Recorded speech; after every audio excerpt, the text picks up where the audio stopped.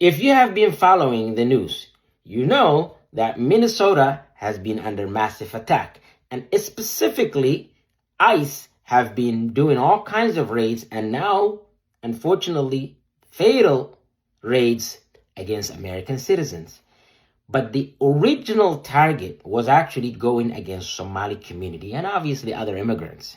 But they thought that Somalis were basically the apex immigrant, sort of like the apex predator to go after, to make an example so other immigrants can see how ICE took down the Somali community. But instead, what they actually showed, they showed the cracks in the system. And now that system is cracking.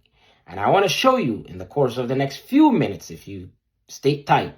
So what's happening is the coalition, the people that have been orchestrating all of these racist, bigoted theories against immigrants, against Somalis, against Muslims, against blacks, are now having internal battles. They are now having their quote unquote come to Jesus moment, and they are basically now going after each other. Some of them are saying we need to stay the course and make it even more crazy attacks. Some of them are saying we need to de-escalate. Some of them are saying we need to regroup.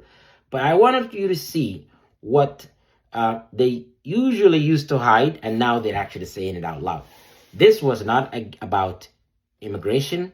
This was not about law enforcement. This was about nothing but racist, bigoted ideology, which it can be summarized in the quote-unquote the Great Replacement Theory. Good evening. The single biggest political issue divide in the United States right now is ICE. Minneapolis is a disaster tonight. No one is saying out loud what exactly this is about. And so as a first step to making things better, it would help to see things clearly.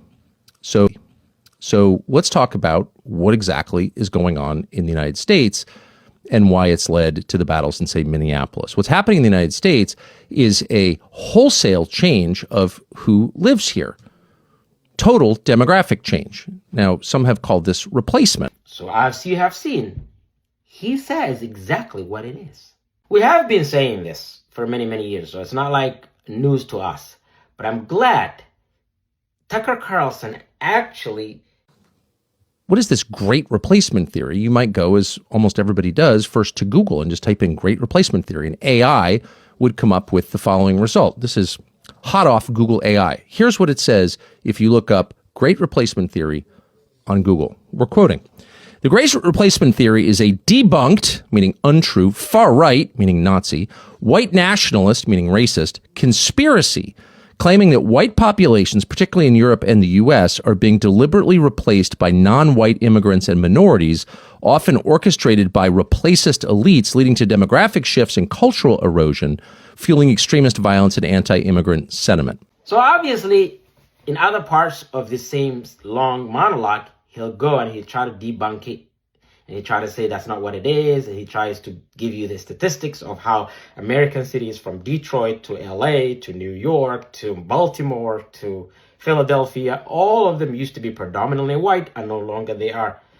What he doesn't tell you is, though, however, the time that he actually goes and takes that snapshot of statistics is back in 1950. That time, still America was segregated. America did not have the Civil Rights Act of 1964.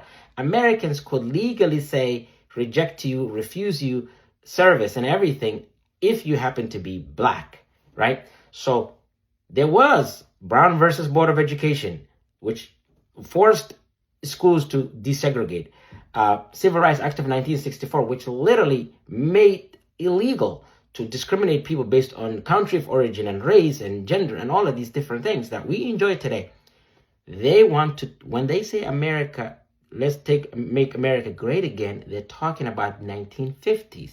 Because to some people, that's the last time America was great. We know that there is a significant Somali population in Lewiston, as there is in Minnesota, where we've been watching these protests and the ICE operations there. What's your biggest concern as this stretches into next week? So I'm worried about the economic effect that this will have on our city. And I'm also want our I want our residents to be safe. I want people to not be afraid. I fully support our First Amendment rights, and I've told people from the beginning. So it's not going to stop in Minnesota. In fact, in Minnesota was the epicenter, maybe where they were trying to make example out of it, but they already are going to Maine and they're attacking people. And vast majority of the people that are being impacted right now are not even undocumented people. They are actually American citizens or legal residents. People that have been here for many, many, many years, have been part of this community, this country, have been contributing, all these things. I've seen pastors being snatched, pregnant women. I've seen all kinds of things. And now what they want you to do is unsee what it is that you saw. They want you to unsee what happened to Renee Nicole Good. They want you to unsee what happened to Alex Preddy. These folks that we're dealing with, they don't even support the Second Amendment because they were quickly out to say, oh, he was armed, so what? The quote-unquote conservatives were selling to us that they are pro-Second Amendment for generations. They used to say, oh, stand your ground, don't tread on me, all of these laws and things and policies that they always promoted. And suddenly, the minute that someone from the other side of the political spectrum uses it, what do they say? Don't bring a gun to a protest, which essentially they're telling you is, do not exercise your First Amendment and Second Amendment together. That's nonsense. That's like saying, don't exercise your First Amendment and Fifth Amendment together. If that was the case, then what's the point of the Constitution? They literally are so quick to throw everything they've even advocated as recently as now. Donald Trump administration is right now fighting in court, trying to quote unquote advance Second Amendment rights in certain states and certain places. At the same time, they can't even keep their story together. At one point, they're saying he was going to murder people, Alex. And then at some point, they were like, oh, his gun discharged. They already took the gun. It was the officer who did that. All of those things are going to come out, and it's not going to be good.